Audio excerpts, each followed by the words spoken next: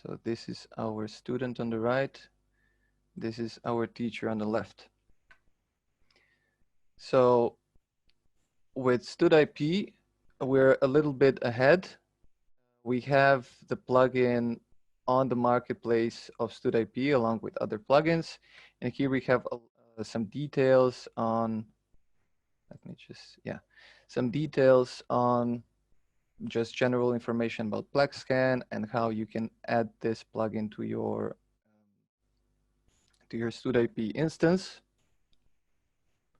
And there's some screenshots over there that customers can see how it looks like. And we're going to see that live now. So in the teacher view, we have courses. And in these courses, here we have 3 existing courses. I'm going to use this one, for example. These courses here, we create folders, which are some types of assignments where students can submit their papers. And similarly, as we saw in Ilias, we enable PlagScan in those folders / assignments as an additional functionality. So let's do that. We create a new folder. Let's also call this history. And here you see PlagScan. You enable that just by clicking it. You see there's a checkbox there, and here we have some options. So now its languages are a bit mixed, but don't worry, that's going to be fixed. Functionally wise, it works good, so we're going to focus on that. Here we have some options about limiting the dates, when we want to have this visible and when we want to stop the visibility of that folder,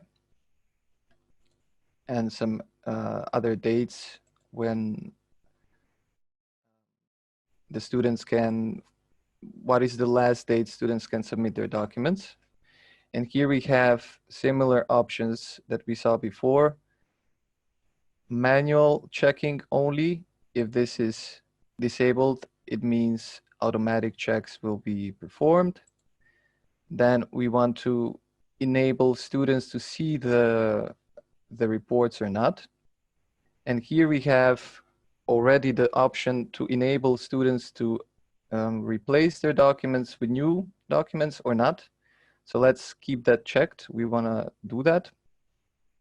And the option to inform students about the checks of their documents. Let's just keep that unchecked for now.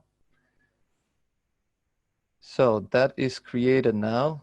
We see history and we see the small PlagScan symbol within the folder, which means that the PlagScan is enabled for this folder. Now from the student view on the right, if we go in this course and we go to files, we see the folder that we enabled with the teacher already there. And now we have the option to add our file. We do that, we choose a document from the computer that we will upload. Let's choose this one.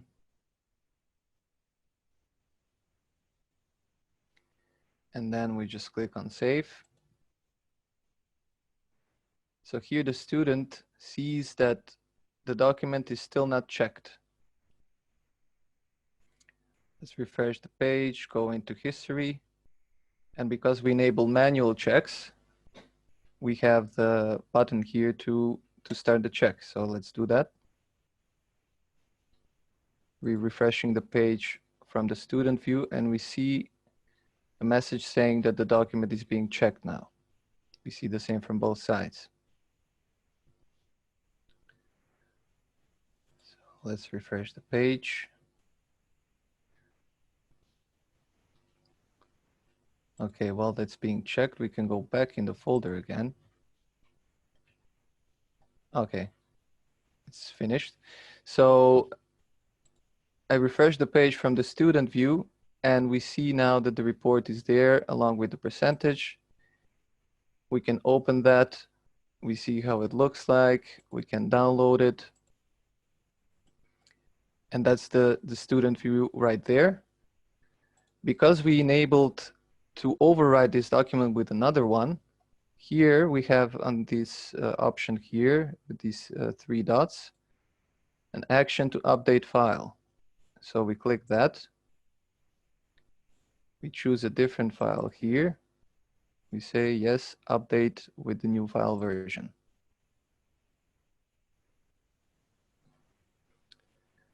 Now let's see the teacher view on the left. And we see that's already being checked because it's an overwritten document. That was already checked. So while that is being checked, I'm going to go back to our folders. And here, I'm going to edit this folder. We go back to PlagScan and we say we don't want to show the results. We don't want to share them with the student anymore. And we don't want them to be able to update these reports with new documents. So we save that. And now the student cannot see anymore the status of their document.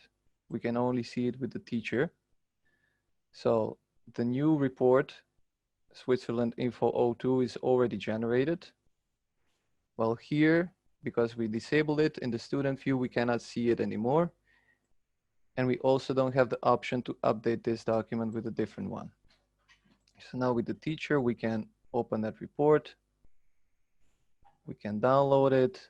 We can filter some of the word matches. We have some additional options here to see an older version of the report. Share that. See the list of sources on the left. And that's it. That's Stud.IP in a nutshell.